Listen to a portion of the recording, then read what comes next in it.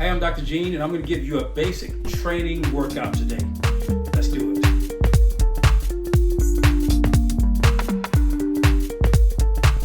And on this particular day, it's 4 a.m., it's 40 degrees outside, and it's leg day. So the most difficult part of what I do is the mental part, the mindset. I mean, I'm every time I work out, I'm getting my mindset. On a scale of 1 to 10, I'm trying to push my mindset to as close to 10 as possible. I know most people, they come into the gym, they're distracted, and they're on the phone, they're talking to someone else, and that disrupts the relationship between the mind and body. So when you're really focused, wherever the mind goes, the body will follow. I change my workout every 6 to 8 weeks. It's usually 45 minutes to an hour each workout, and that's 6 days per week. I'm going to split this workout between upper body, lower body, and abs. So for upper body, I'm doing basics. I'm going to go to push-ups. There's nothing better than push-ups for just a basic exercise for building upper body strength. Now the push-ups I'm doing here are advanced. I'm using what's called perfect push-ups. That adds a level of difficulty. And then you'll see me do a variation here, and this again makes it even more challenging. And the last part of this is something I think is very few people can do it this way, but I'm just doing something extra for my workout there. And when you're doing this, you'll do 4 sets of 12. From there, I'm gonna go to pull-ups. I'll do pull-ups either in the gym, or I may go to the park, and I like going to the park and doing a lot of things they have there. And I'll do wide grip pull-ups, or I'll do close grip or underhand pull-ups. And I'll sometimes do, the L pull-ups, which it allows me to bring the abs into play as well as the upper body and biceps. For my lower body, I'm back in the gym. I'll do leg extensions, maybe again 4 sets of 12 to 15. From there, I'll do leg curls, same thing and I'm increasing my weight gradually. My first set, I may have maybe a mild weight, then I'll increase my weight on each succeeding set, and my last set of 12 to 15. And from there, I'm doing squats.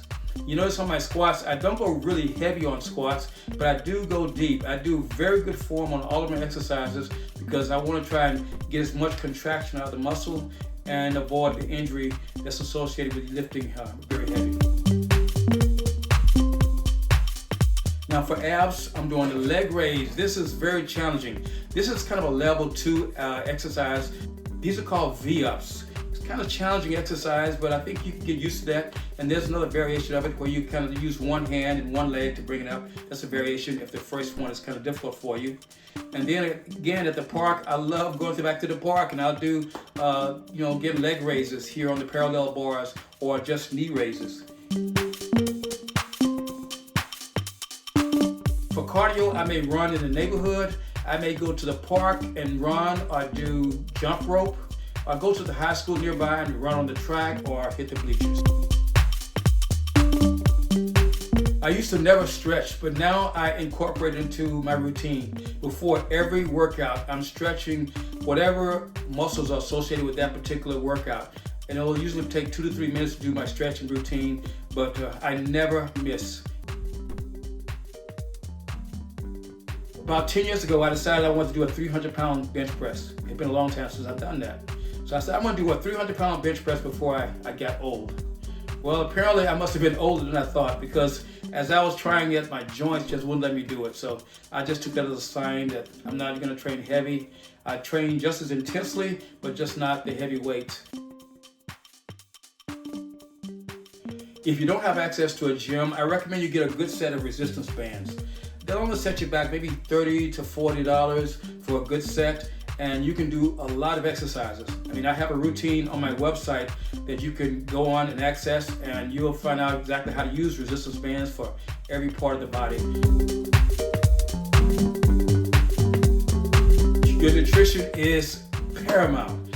80% of your progress is going to occur from the kitchen, not from the gym. It's the foods that you eat and the combination of foods. And I'm always telling you to eat whole foods.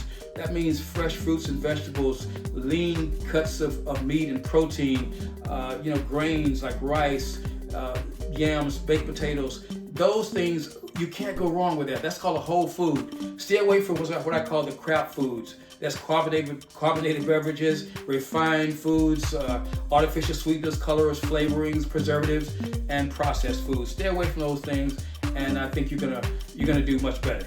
Well, that wraps it up, guys. I've got so much more I can share with you. Go onto my website at drgenejames.com. I've got a lot to offer you from there, and make your day as awesome